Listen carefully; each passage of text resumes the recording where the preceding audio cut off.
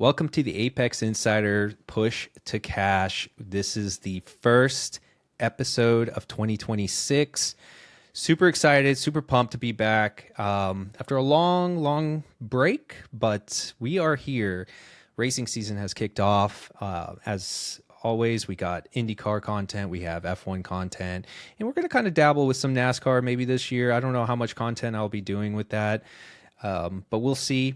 But right now, we got the IndyCar Futures Preview, where I'm going to bring in my partner in crime when it comes to IndyCar. We got Nathan Rogers. Welcome back, man. 2026 is here. Racing season is upon us.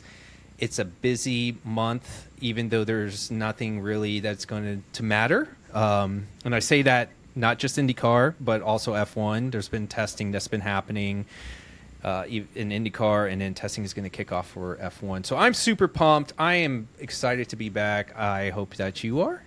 Yes, I'm hungry. I'm ready. I'm excited for this season here that's finally upon us. I think we should make T-shirts or something. Say I survived the longest off season in sports, because IndyCar's 6-month off season is insane, and but it leaves you ready for when the season turns here. So I might be on the minority with it, but I love the way the IndyCar schedule works, and especially this year it's a little different. I know that I like that they keep it condensed in a way. I know in the past we used to hate that, like, we get St. Petersburg and then we're like, what the hell? There's no race for like a month.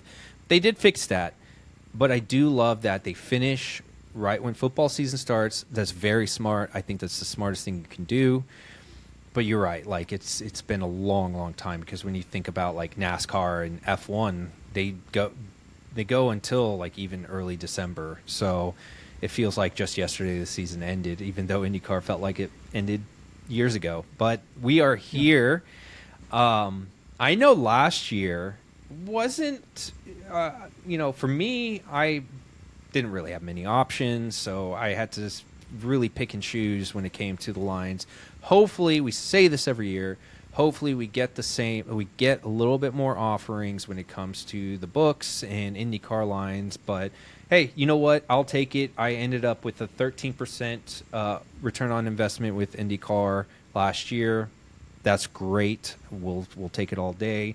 Wasn't really much on the unit side. 6.83 units won. But new season, refresh. We are this is the show we're going to just really mainly focus on the futures odds. We will kind of tie in a little bit of Indy 500, because there is Indy 500 card odds out there. You do have some things you want to tease up there, which I actually haven't even looked, so I'm excited to see about that. And we'll probably tease up a little bit of St. Petersburg, as I have a GridRival play that I just couldn't help myself with, so I can't wait to share it. And so GridRival, again, one of our great partners. Again, you can use our code APEX, and you get a deposit match of 100%. That's how we are playing a lot of our pick'ems plays. But that is also where you can also join us in our fantasy league, which is already live. I did post on the Apex Insider account, and I will try my best to post it. Bear with me. This is a new platform, so I'm trying to get used to everything with the descriptions, but I will hopefully have it in the description as well. So please join. We had 120 people join our league last year. It was very competitive. We will try to continue to bring some insights as well throughout the year. So, all right, well, let's kick off, man. So IndyCar, we've been gone for so long. There have been some changes, especially with some big names, big teams. But I want to kick it off to you and see what was some of the biggest change that you're looking forward to seeing, and then maybe you can kick us off with your preview for this year. yeah, I'll just kind of, as I'm thinking through some stuff here, just kind of spit it out here. But Yeah, go for it. Kind of the first thing that comes to mind, as far as we are potentially losing Prima from the grid. So I think you'll see a lot of races with 25 cars, or potentially some kind of random one-off entries, which can be exciting. You might see like a Hunter McElroy from ECR, or people like Yuri Vips with Rahal Letterman getting those chances they've been looking for. But Prima is not expected to be on the grid until potentially May. It's kind of a funding issue.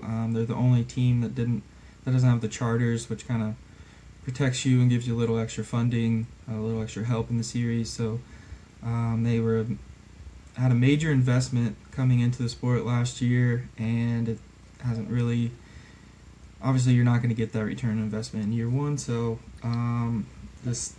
they lost kind of big financial backing.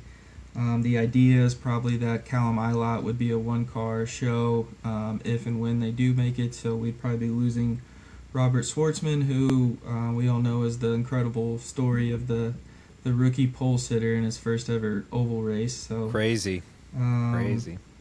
Then I'd say the biggest storyline though is probably Colton Herta leaving to try for his shot at F2 or in F1, starting with F2 this year, and seeing how that goes. And Will Power kind of pushed out of that Penske seat a little bit, feeling a little spiteful, joining Andretti, taking Colton Herta's car.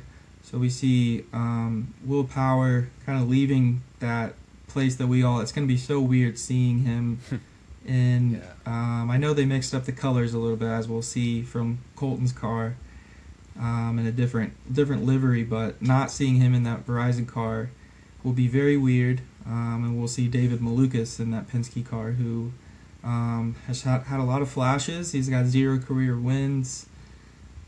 So he's not proven yet, but I think a lot of people believe in what he could be. So it'll be interesting to see how quickly he gets up to speed in that team, and the expectations are going to be high. I'd say that another interesting storyline would be the Rookie of the Year battle between Mick Schumacher, the name value there from F1, and his dad, giving IndyCar a try, trying to keep his single-seater racing career alive. And he's excited about that. He just had his first oval test. You got Dennis Hauger, who was also in that kind of Formula feeder series, circuit, and he was in Indy Next last year and absolutely dominated. He's with Dale Coyne, but he's an Andretti-backed car.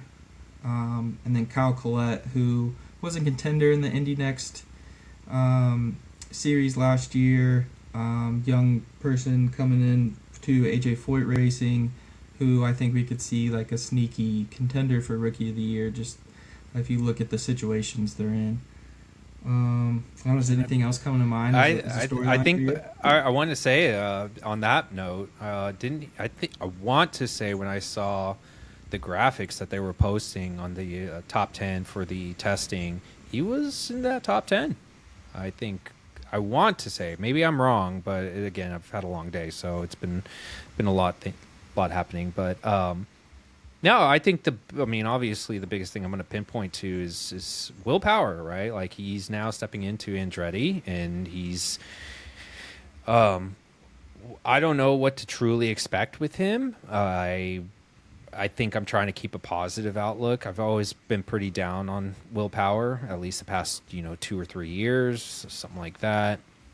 But I do believe that he's got something in him where he wants to prove. I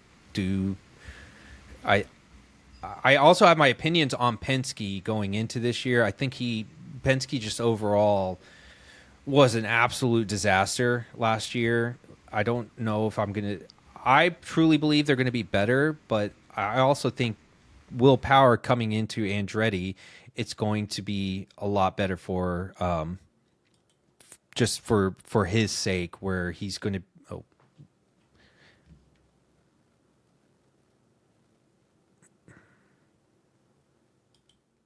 All right, sorry about that. We had a little bit of a technical difficulty, and so again, apologize. We are using a new platform, so there might be a little bit of kinks we're still trying to figure out here. But yeah, so back to my train of thought. think I was talking about Will Power going to Andretti. Basically, I just think that he's still a good driver. I think he's still got it in him. I think he's gonna. I personally think he'll still challenge. I think the Andretti's had a little bit more stability, at least last year, and I don't know. Like I don't know what to expect. Like part of me thinks that Will Power is still Will Power. Like he's going to be very volatile. You're going to still experience the, every so often he's going to have like some crazy DNF or something happens. But I think he does challenge. I think he does push on Kirkwood this year. Even though that nothing against Kirkwood, I think he's going to do fine. But I just think it's going to be a little bit more of a challenging season for Kirkwood with Will Power on the grid as his teammate. I mean, Colton Herta, I've always had my opinion on him. I think he reminds me of like the guy that he just has all the skill. Yeah, he had some bad luck for sure last year. I'll give him that. But there's just always something that goes wrong with him, and that's kind of similar with Will Power. But I think Will Power is going to be on it this year. But who's to say, right? We don't know until we get out there. So I just this part of me just has this gut feel that he's going to do better than than most maybe think, and maybe I'm thinking wrong of what the perception is of him. So I'm actually excited about Mick. I don't have high expectations for him. I'm just excited to see another, as a biased F1 guy, I want to see how he's going to do. How do I approach him? I really do think he's still going to be our fade god. He's our new Grosjean. If you don't know, Grosjean's always been the guy we love to fade in head-to-head matchups. So interested to see if books do price him. I do hope they do. But we'll see. Mick might have to be kind of like your young prince in that, because the king Grosjean is rumored too. It hasn't been fully confirmed. Yes, I saw. He's been in the testing. He's at the media day, the content day for one of them. So the fade god will probably be on the grid, and so Mick will be there. I'm excited if he is. I'm already put it in my head. He's coming back, but we'll see. And with Dale Coyne, right? He's supposed to. That's who he was testing with. Yeah, but you could argue he had his most success with in his 4 years or so that he was in IndyCar. So that's an interesting reunion there. Yeah. But Dale Coyne is what Dale Coyne is. They're gonna have their weeks where they surprise, but they're also they're a back marker team. So it's going to be a struggle for him, and that's the fade will come through a lot of times because of that. Yeah, one last driver before we continue to move on. Louis Foster. I really want to see what kind of leaps he takes this year. GridRival already. I won't really talk too much about it. It kind of puts him in the same position. So I do believe. I expect that he will continue to grow. I mean, I kind of saw it last year. We saw it last year where you could see in some of those road tracks, he was getting better with taking care of his tires. So I'm interested to see how he's going to do this year.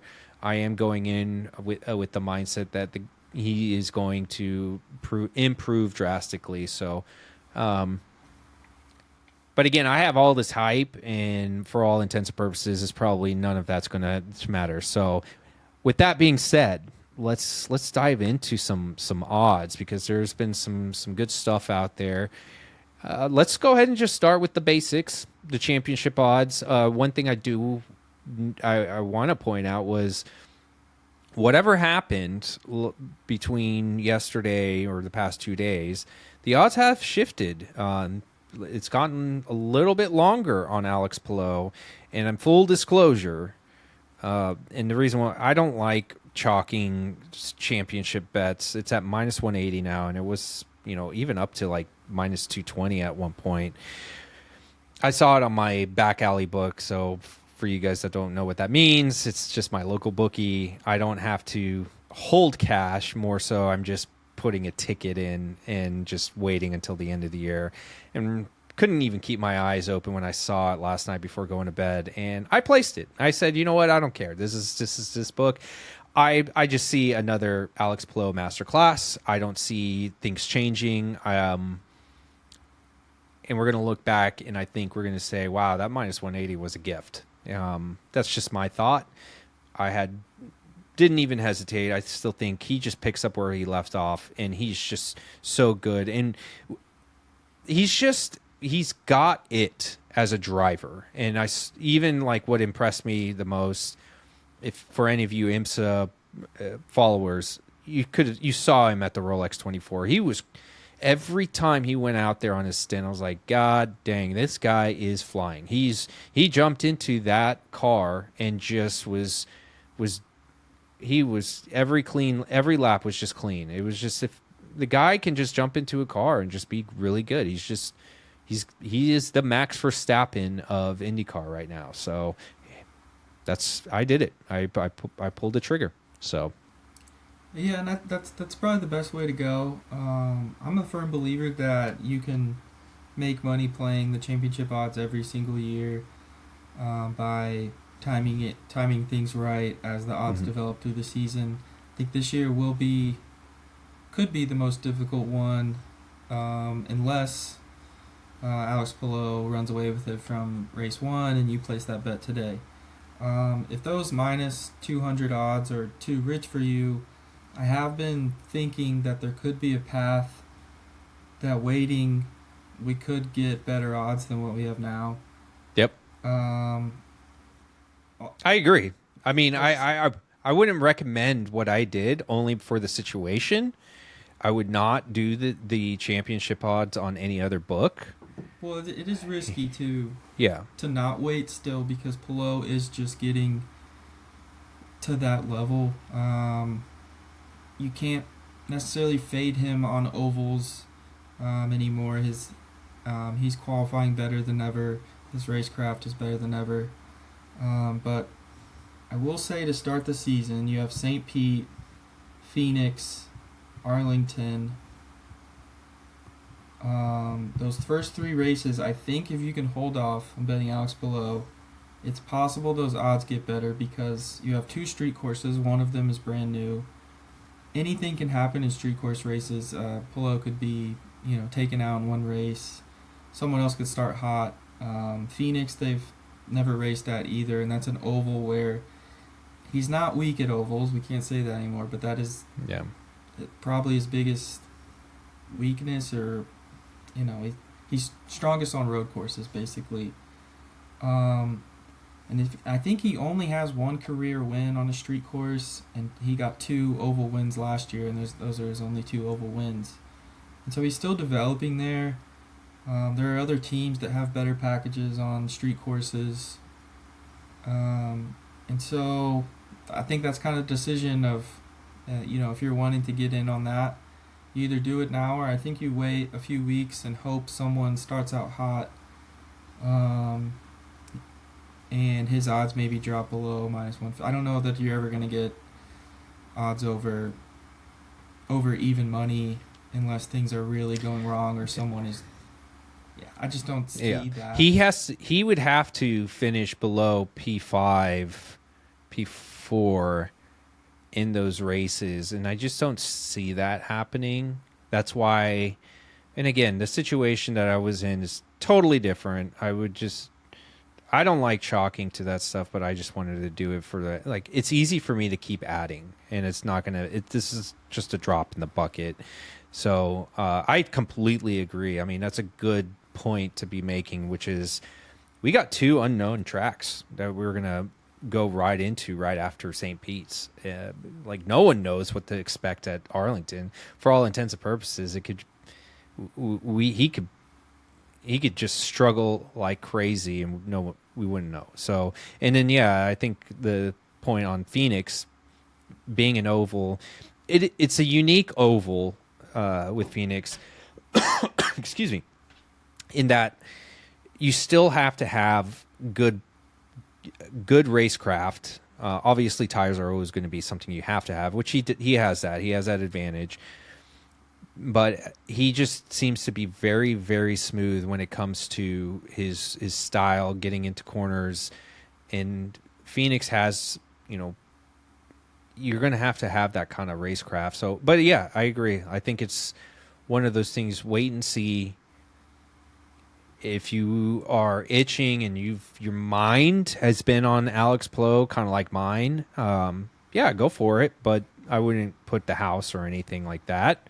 Just wait and see. Like, have a little bit on there, nibble at it, and then see what happens in those first few races, and then you add to it. And for all intents and purposes, maybe we show up and we're like, holy cow! It's just he's not the same guy for whatever reason. Okay, bail from it. Don't even try to press.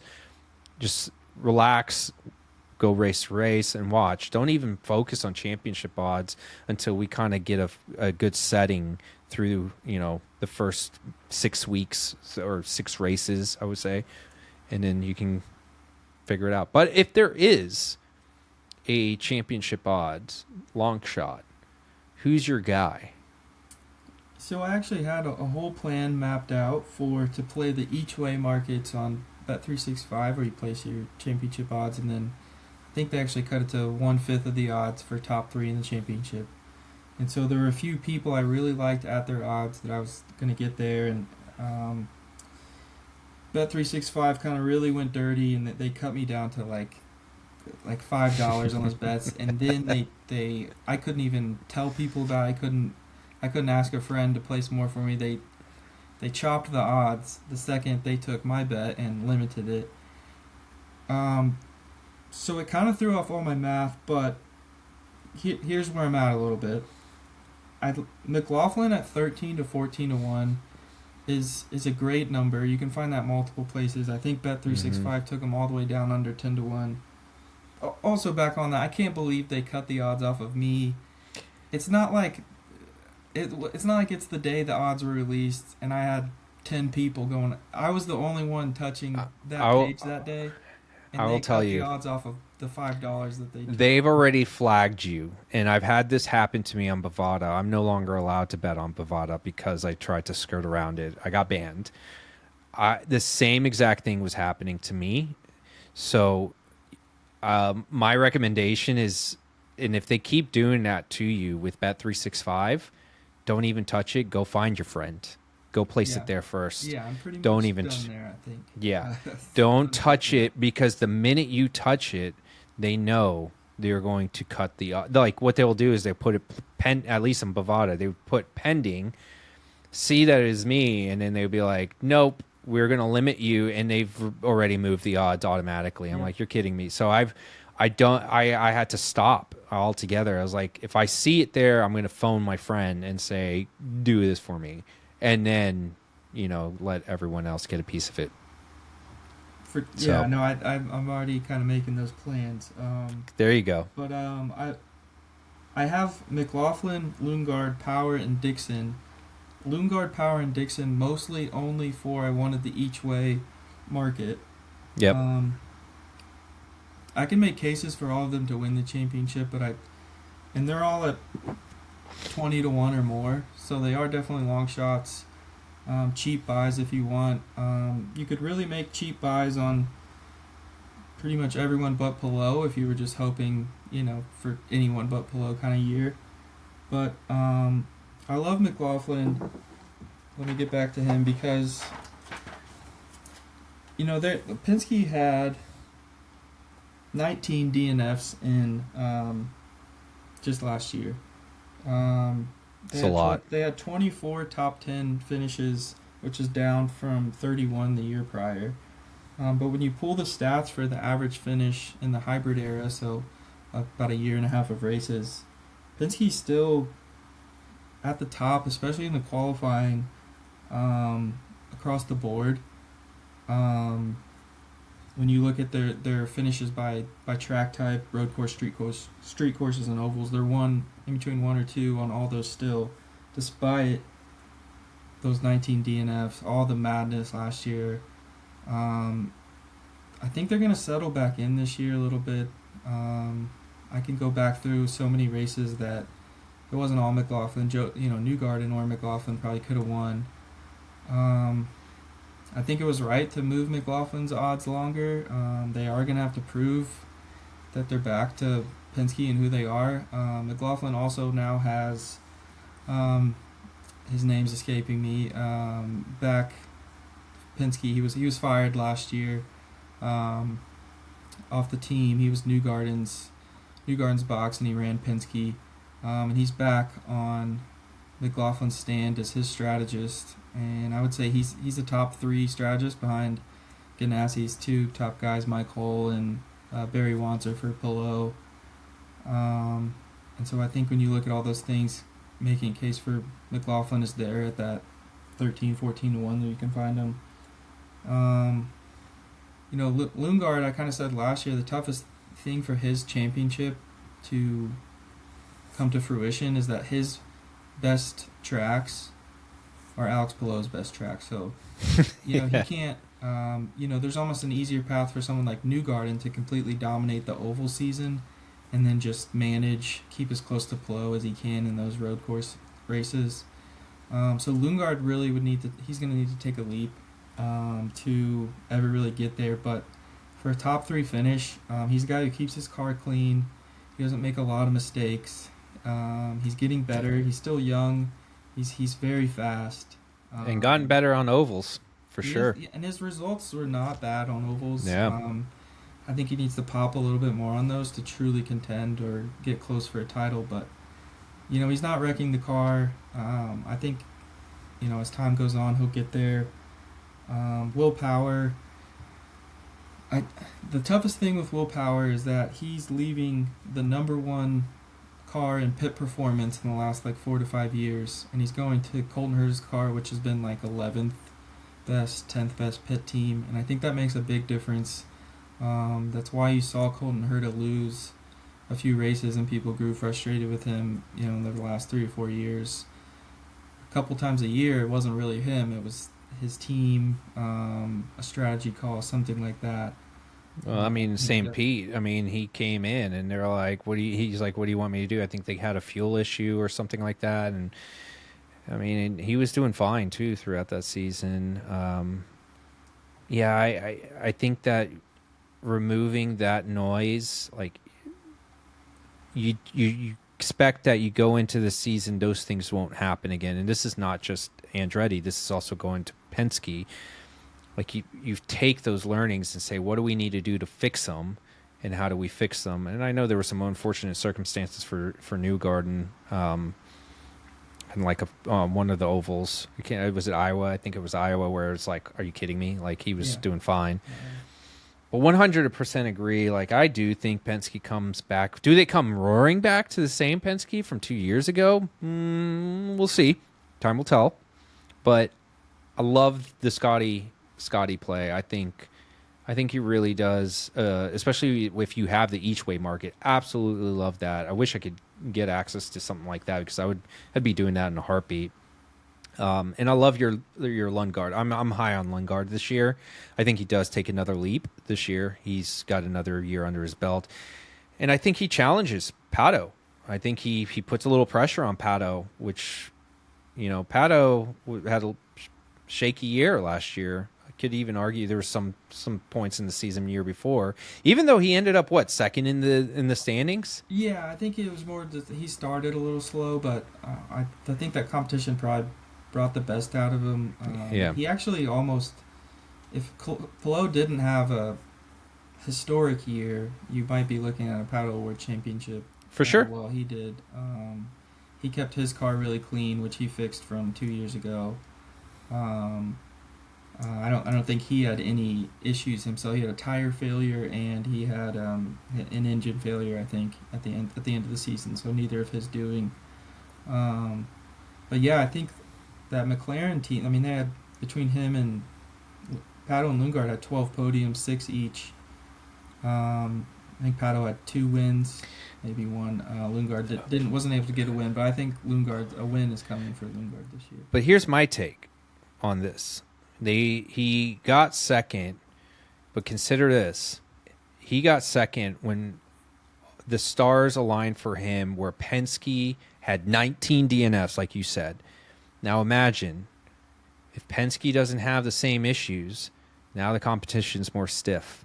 If he has to fight Joseph, if he has to fight Scott, if he has to fight Kirkwood, this is where I feel a little bearish on Pato going in this year, is because the competition in that let's just say top 5, is very, very competitive. So obviously it's all going to depend on, can Penske get it right? Will Power and will he fit into the team, like just come right in? But forget about Will Power, Kirkwood, right? Like, is he going to continue to be steady Eddie like he was at times in races? So that's where my lean is on Pato, and I don't want to jump ahead of the gun because I know we're going to talk about like the season win totals and stuff like that. This is where my head is at. Like, if you think about how last year came together, Penske was just an absolute disaster. It seemed like every race, and they just could not get it right. But Pato put himself in a position. He did what he needed to do, hands down. But I don't know we're going to see that same type of performance from Pato. He will take some wins, maybe. He will be competitive, but now it's the field for him is going to be a little bit tighter. Yeah, to your point, I think we need to consider that on the field as a whole, that maybe everyone's numbers were inflated from Penske. When you see a guy getting some top 15s or even sneaking into the top 10, when you add 2-3 Penske cars back to the top 10, then some of those guys are going to fall back out. Yep. And so that's just something we'll kind of have to monitor, of people that we might think could be taking the leap, or if we're looking at last year and they had 6 top 10s, well, that might stay. That changes everything. Like you said, that changes everything. I mean, like, even if you saw Louis Foster, and this maybe my mind's now to GridRival, like when we're thinking about placement and stuff like that. Like when we were getting like a Louis Foster at like a 16 and a half or 15 and a half, he was hitting it at like 12. Well, there could have been 2 DNFs there by just the Penske cars that would have made that difference, right? 3 DNFs, whatever it is. So I'm like you said, I'm very interested to see how that plays out, but my mind is saying, you know what? It may not be as easy as we think it will be for Pato, because things could have been a little bit different if Joseph Newgarden and Scott didn't have issues like they did last year. So we'll see. I mean, it's a big if. I personally believe that Penske took the time. They had a long offseason to figure it out. They made some changes. So, yeah. But yeah, why don't we dive into some of the season total wins? I was chatting with you before, and you did mention Bet365 also has released the odds. I will try to get to that as well.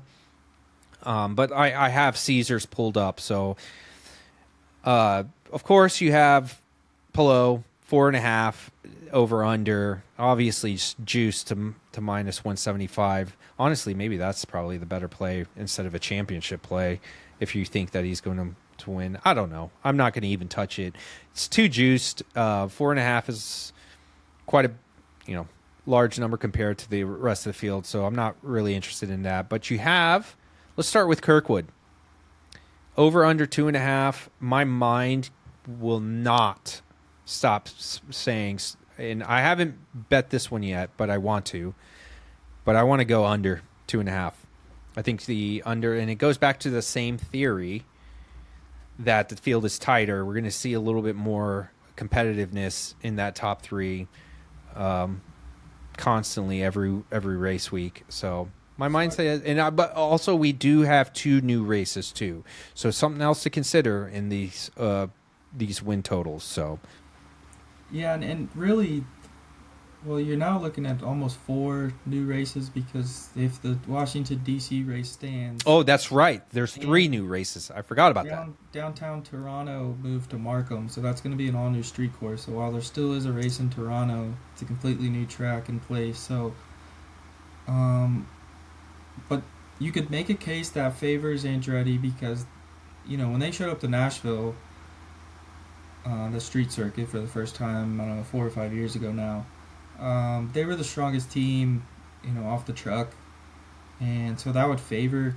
Kirkwood. And Andretti having an advantage there, but you got to think once Will Power gets into form, he will probably poach a couple of those wins. Yep.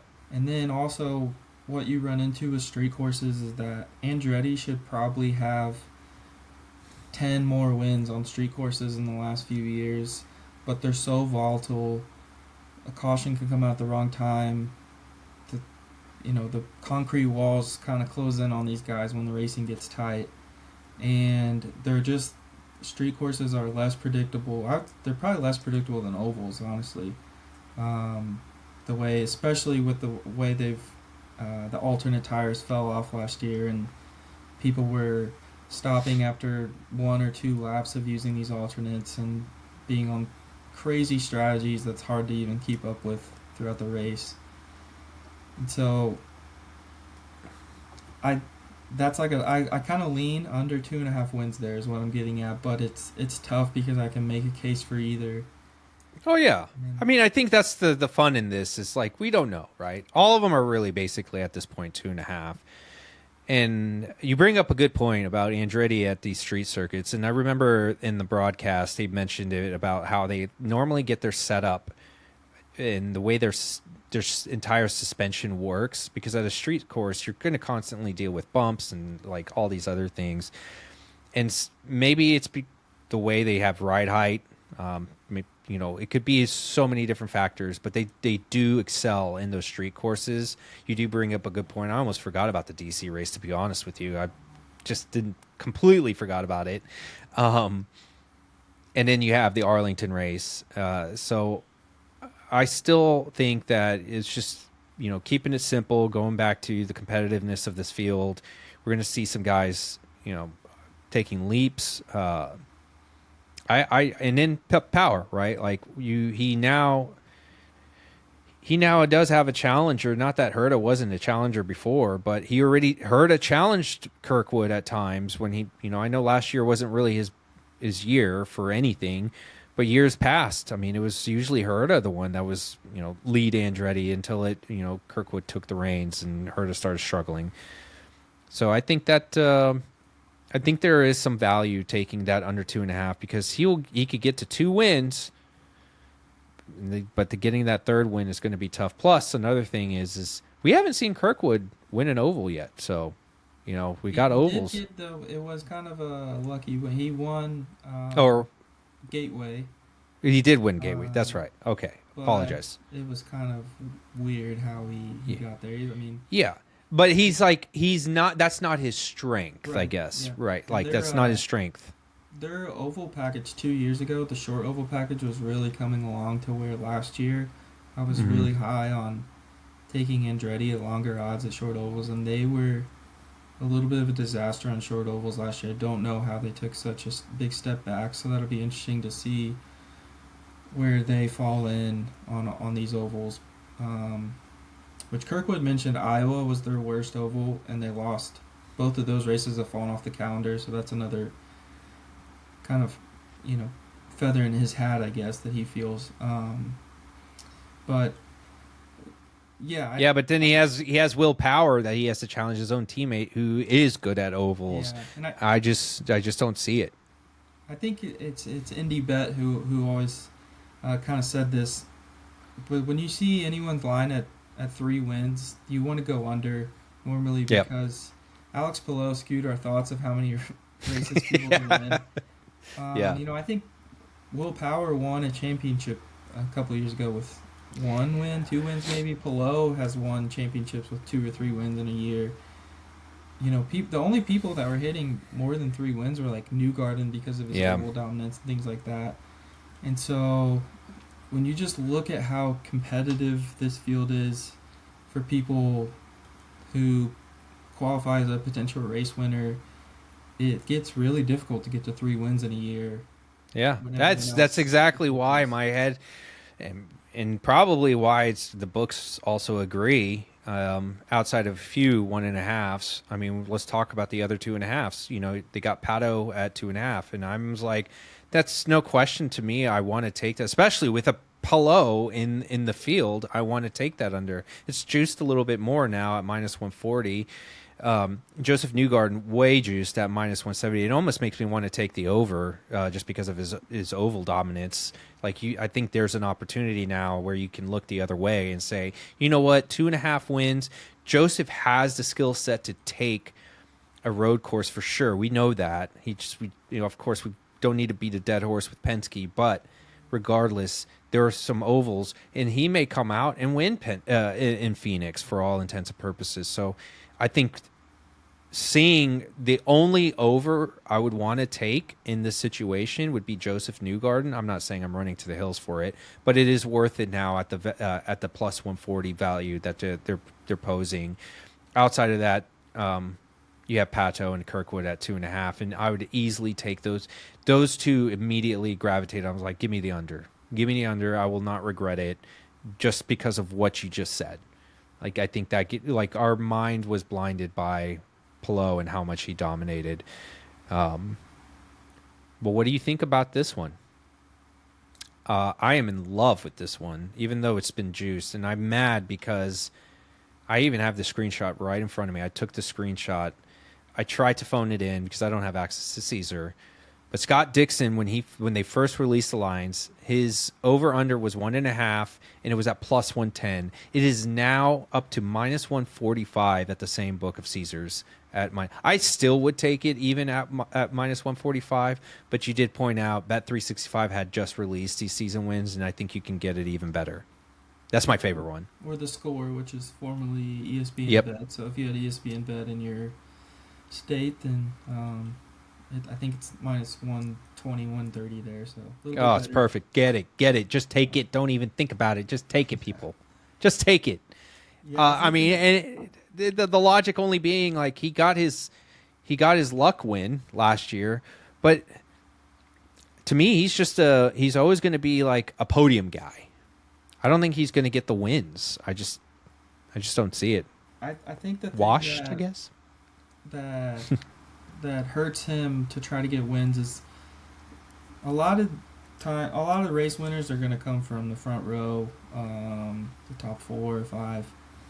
His qualifying, his average qualifying 4 or 5 years ago was around 7 or 8, and it's fallen to it was a little over 12 last year.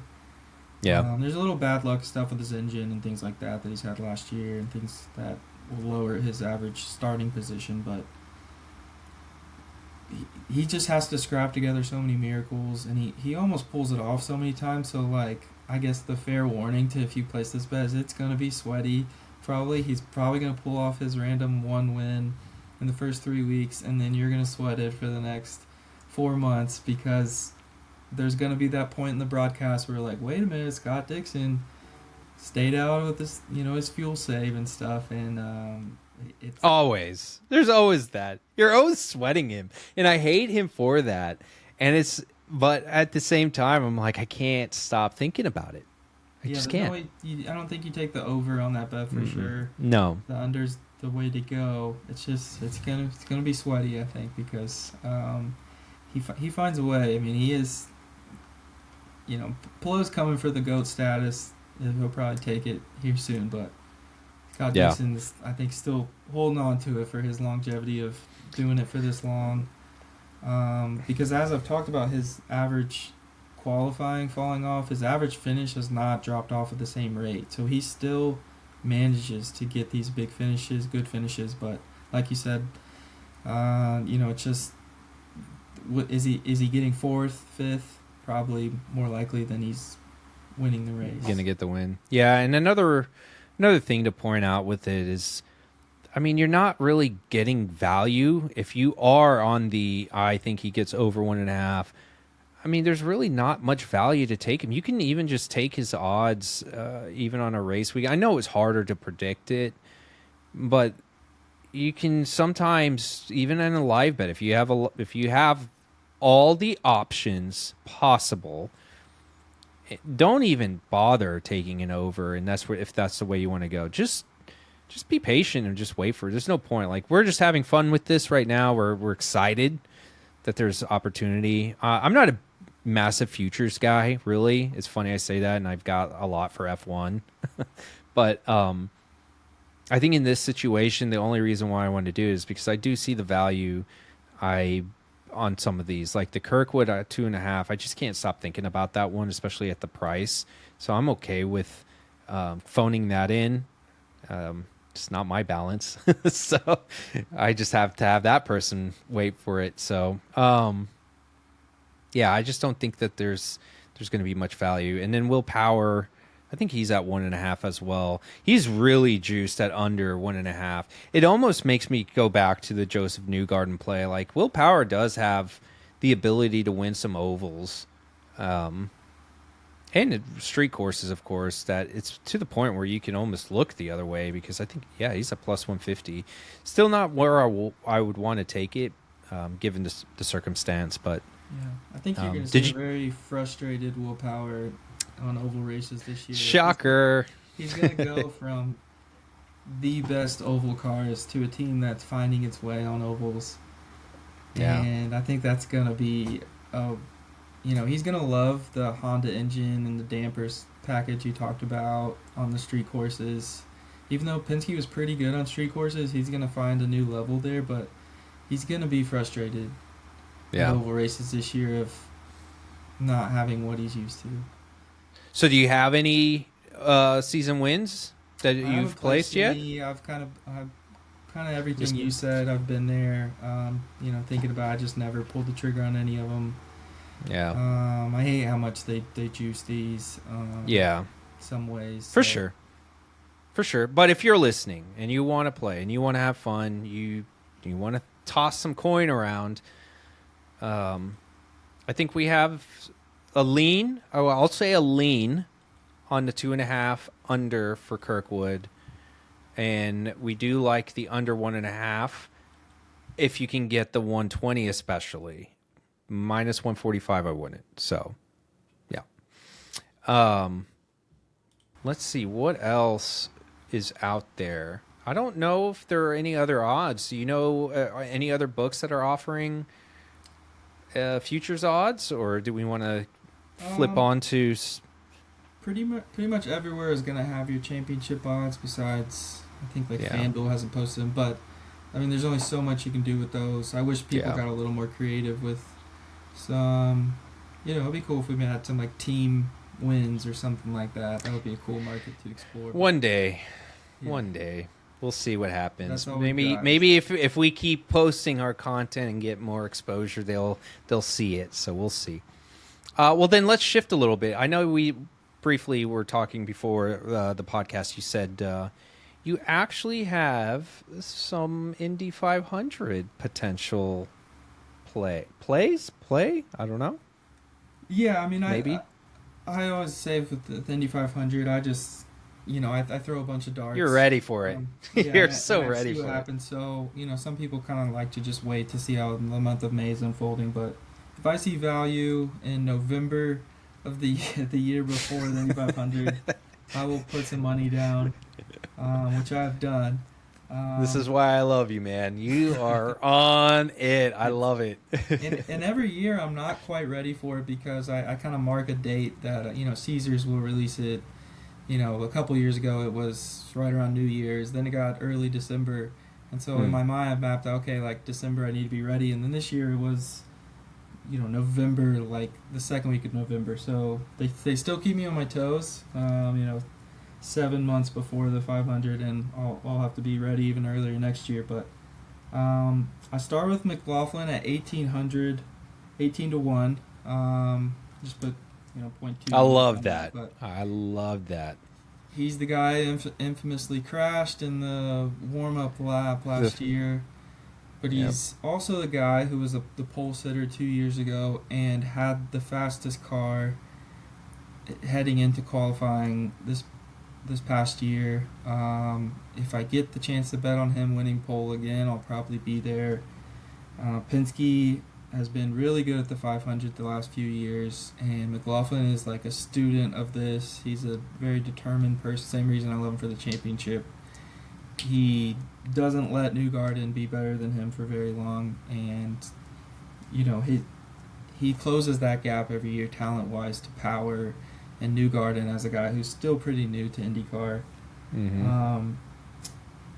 Tim Cindric is the guy I was thinking of as his strategist now. So Tim Cindric's back with them in a lesser role, and so that plays into that still. I found Kirkwood at 30-1. He's a guy who's there. He's getting better every year at this 500 thing. I think he's going to win a 500 in his career. A matter of when, we don't know. But 30-1 for a guy. If you look at his stats, he had that disqualification last year, so it's going to skew his number. But he was in contention a couple years ago when he ran into Rosenquist, who had wrecked at the very end of the race. Kirkwood was kind of getting in position for a win there. Another interesting one I liked was Ryan Hunter-Reay at 50-1, moving over to that McLaren one-off, who McLaren is putting cars in the final 12 of qualifying every single year. That one-off car is strong. Kyle Larson he just wasn't quite there. He didn't have the IndyCar knowledge or skill quite yet to really deliver on what McLaren has. Hunter-Reay is a guy that almost won this race last year in a one-off team in like a show car because his car blew up on Carb Day. They put this random car together that they have like showcased. I think it was their pit stop competition car. Rolled the thing out race day, and he was one pit stop away from winning the race. They ran out of fuel and he stalled the car. So at 50-1, I love it. And then lastly, this isn't a guy I necessarily think is going to win, but when I see odds like this...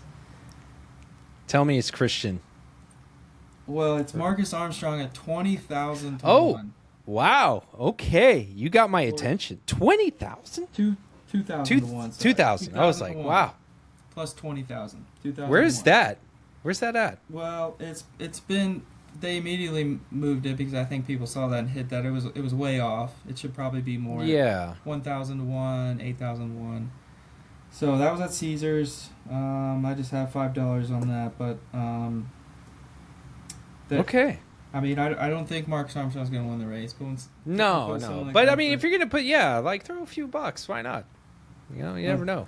So that I don't suggest seeking out Marcus Armstrong at what he is now. That one was kind of a wild number, though, so I had to point that one out. Lastly, I played one prop this past week. I'll post all these in the Discord of what I have so far, but winning car number under 10.5. I did a half a unit at that, minus 120. So here's what you get at winning car number under 10.5. You got Joseph Newgarden, Scott McLaughlin. You got Pato O'Ward. Then you've got like Lundgaard, Kiffin Simpson, a couple of those guys. You got Alex Palou, Scott Dixon, Helio Castroneves, 4-time winner. There's Kyle Collette, the rookies in there. There's a few other throwaways in there, but that team, I mean, if you're giving me that versus the field, like, I'll take it every year. And minus 122, yeah. So that's a bet I normally make anyways. They don't normally post it this early. I love that bet on ovals. It's a bet I've gone back to, a prop I've gone back to on all ovals for years when you think about how good Penske is, how many oval wins Pato has, and how close he's been. And then now when you get guys like Dixon, Palou thrown in there with Helio Castroneves, like, I'm feeling good about that. No, those are good ones. Gonna have to see. Maybe Bet US might have it, but not really. Some books will have that posted later. Yeah, and that's what I'm gonna wait for. And I'm always excited about Indy 500, especially with my back alley book. They post some crazy stuff, and what I've learned with this book is I think it tracks with not FanDuel. It might be FanDuel. It's one of the Fs, Fanatics or FanDuel. I've noticed. So I'm looking for those head-to-head, man. That's my bread and butter. Like head-to-head, give me that all day. And again, this year I'm hoping like I'll see how much I can be available during practices because I have been able to use the live timing to capture sector times. And that was super helpful too for us because we were able to see like legit like who's actually pacing well throughout each session through. So I'm hoping I'll be able to provide those screens on some of the data, just like curate it a little bit, and then put a little ranking, put a little optimal time too as well, so you can see it. But yeah, no, that's awesome. I'm looking forward to it. But let's kind of close us out because we got a couple things actually. One, GridRival. I do want to tease up a little St. Pete, but it's mainly focused on GridRival. And then I do want to do a little shout about our fantasy league and eliminator pick. So let's talk because I think you also might have put a play. I want to say you did. Yep. But I think we were both kind of on the same page with one of them. So let me make sure. Go ahead and talk about yours first. I think it was the Pato and Hauger.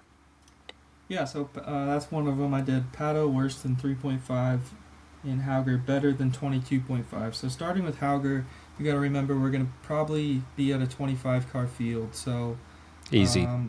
3 DNFs. We would go to Jacob Abel a lot last year. Oh yeah. For this, which I think Hauger's talent level above Jacob Abel is legit, and this is a race that when you look at stats for rookies, no matter what team they're on, it's possible to. This isn't like a Barber where people are overwhelmed or a short oval where rookies get overwhelmed. This is a track where Hauger could easily finish, right there in that midfield. Yeah. We don't really need him to do that. We just kind of need him to keep it clean, let a couple DNFs happen, and that part will hit. Pato at worse than 3.5. This is probably actually Pato's best street course, but it just gets crowded quick up there. Yep. And I just McLaren struggled with street course qualifying compared to where they're pretty talented at other road courses and ovals. And so for him to be on that podium, I mean, he's just going to need to put a complete weekend together. And he struggled specifically getting the tires right last year in St. Pete. So he's kind of got his work cut out for him. And so, I could see a top 5 day for Pato, but I just think it's too crowded up there for a podium finish. And I'm fading him. Yeah, but I did that. I tailed that card immediately as soon as they dropped.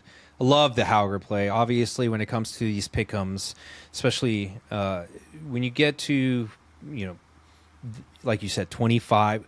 We do this in F1 all the time. When we start getting to I guess now we have 22 drivers, but when we get to 20 and you start seeing 18 and a half for a race, and you're at a race where there's going to be some DNFs, they're just going to default to maybe even that. They could be the last. They could be 20 seconds behind, but it doesn't matter. You're just there's expectation there's going to be those DNFs. And then to your point, Hauger, we do have a little bit more confidence in him as a driver and his skill. Just got to hope, cross your fingers, he doesn't get into any mess. But obviously that can happen to any one of the drivers. You can't factor that. Yep. Other card was who I think you're on also, but Marcus Armstrong, better than 11.5. I think I was probably the conductor on the Marcus Armstrong train last year. You were. There's a few people on it. You started it. Yeah. I'm still there. I'm gonna be high on him. It's kind of a prove it year for him, and Felix really on that Meyer Shank team to. As I think their contracts are probably gonna be up to, have some staying power. He's crashed his last 2 years here, but his qualifying he's been in the Fast 6, I believe, or really close to it, and just had really solid pace here. I don't need him to be, once again, I don't need him to be top 5, even though I think he'll probably start up there. Just need him to get a top 10 pretty much. I'm fading Christian Rasmussen at worse than 12.5. I think the stab was his best finish is 15th on 8 street course races, so he's never even hit this number on a street course. Rasmussen was awesome on ovals last year. Yeah, But I don't want to fade him on ovals, but Yeah. I'm happy. And it's funny you say that because I was staring at his 12.5. I'm just trying to temper myself because I don't want to have like a million cards going into 3 weeks into the race. But that is one where I'm like, I really do want to fade it, and I'm glad you're confirming it because I think he's one that I'm willing to do right now and fade for sure. And I think you had someone else paired with Armstrong on your card. Oh, I do actually. So, yeah, my mind went immediately. I was like, 11.5. Like I should totally take the better on that.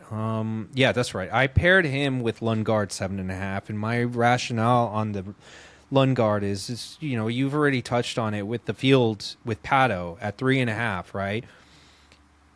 When it comes to pick'ems, I mean, he's not a 4 or a 3.4 point, behind Pato at this point. He's 2, 2 points. He should be in the 5.5, 6.5.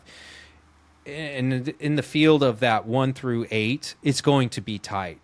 So, of course, I'm going to take Lundgaard, who has, done massively better over the years. He can compete for wins, and they're pricing him at 7.5. And you got a, Scott at 5.5, right? And like you have Kirkwood at 4.5. You have these guys 3.5. That doesn't make sense for me to that Lundgaard should be 7.5. I think he should be at 6.5 minimum. But I think he also should be maybe in that 5.5. But that's my opinion. But I think he should be 6.5 minimum. Yeah, no, So, I don't. I like the Lundgaard play too.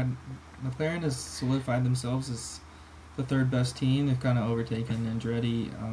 I know a lot of people think about Andretti on street courses, but their finishes here and even their speed is not quite what it is as to start the year as when you get into Long Beach. And I think I've listened to Kirkwood before on a podcast, kind of just list out their strength at these street courses, and St. Pete actually falls last. So I think you'll still see Andretti strong and up there, but yeah, as Will Power is still getting into gear, figuring out his relationship with the team, I think there's room for Lundgaard there. yeah, and I think also if he qualifies anywhere in just the top 10, 7.5 may not even be there anymore. Even if he qualifies P10, I think you're still not going to. You might see 8, 7.5, 8.5, but I don't think so. I think it will be 6.5. It just all depends. Obviously, we're so soon. We don't know, but we're not going to know anyways. But that's just where my head's at. It doesn't. It's even beyond driver team at this point. It's like where the placement of that driver should be, and I don't think 7.5 should be. He should be at 6.5 minimum, and I just liked it. So, and again, I didn't do like anything crazy. I'm actually limited now to $50 per prize, so I only just did half of it.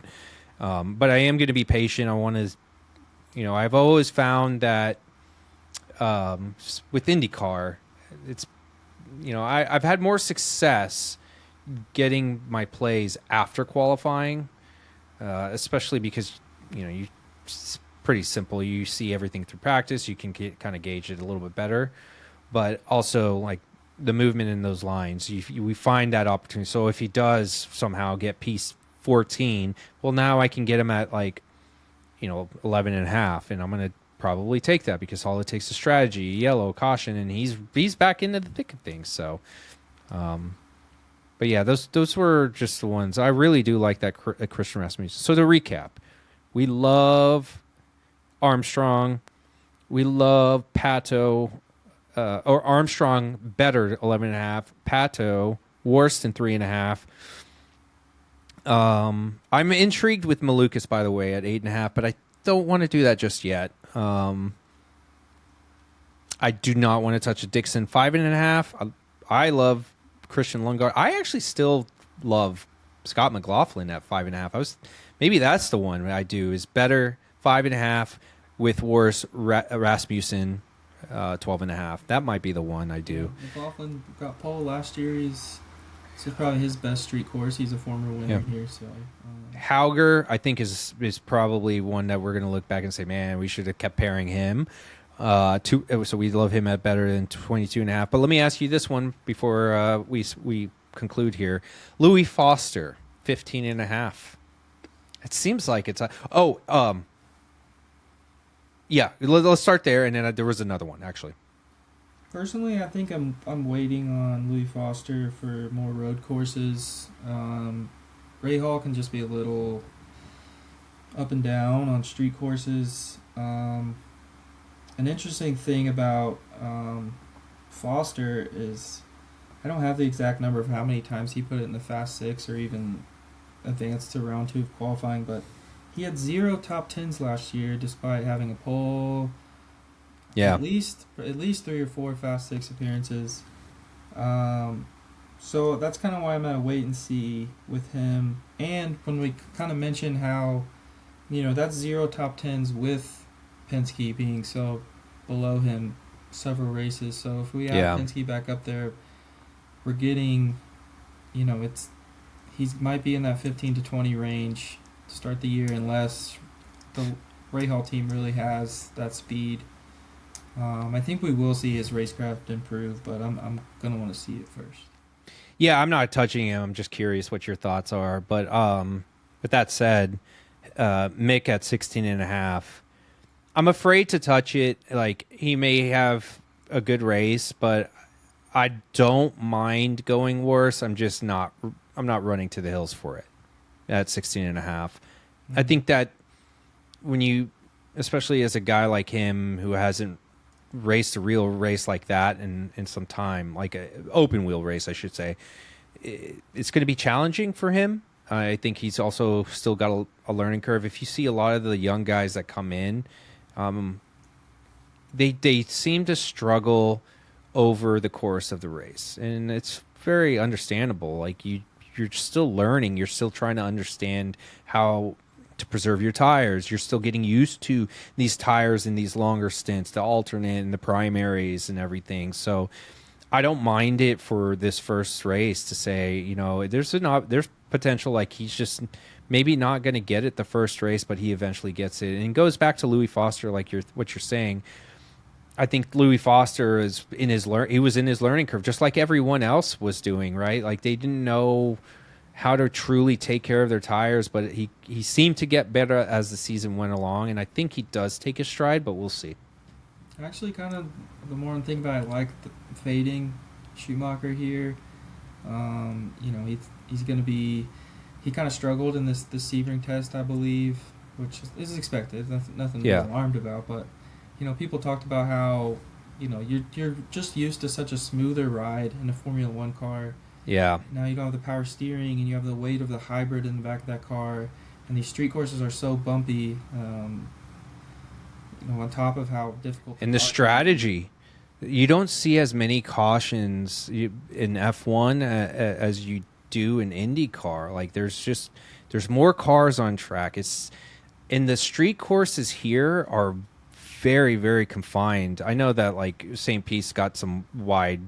It's on the freaking airstrip, but for the most part, like, it's trickier to go through these street courses than F1, and I think he's going to struggle mightily in the beginning, even though I'm kind of rooting for him.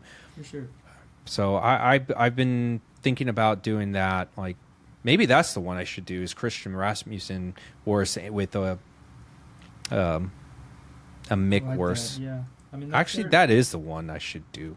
That third Rahal car has been bad, whether it's their pit stop performance, whether it's been Jack Harvey, Devlin DiFrancesco, Pietro Fittipaldi. None of them have been able to do anything in that third Rahal car since they've introduced it. Yeah, I think it's just first race, man. It's always going to be a struggle for individuals. So, he's got to go through the learning pains just like everyone else has. So, so. God, it's been an hour already. We talked through a lot. I know we did. So let's conclude. For everyone out there, Apex Insiders IndyCar Fantasy League is live. It's on GridRival. Find us on our account. I'll put it in the link in the description.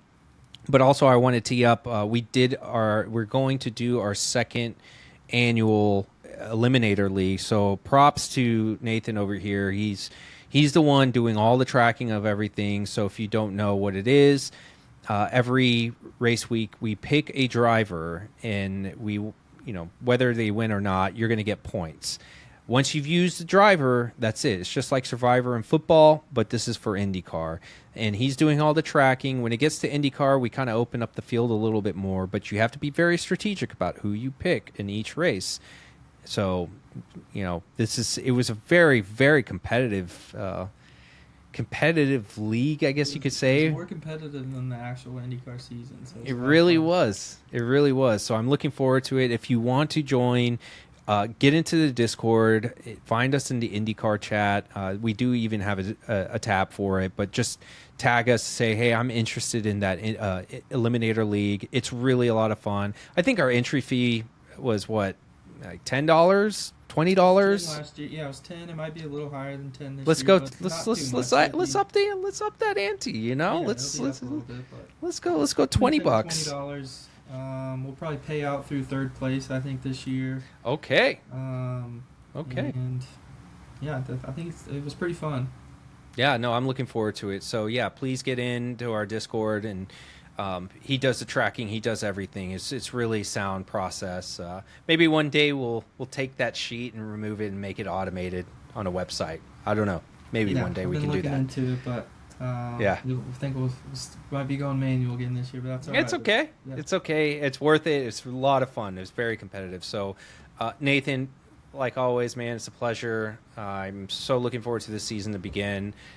Look for the next podcast to drop the week of St. Pete's, which should be in a couple of weeks. So we're almost there.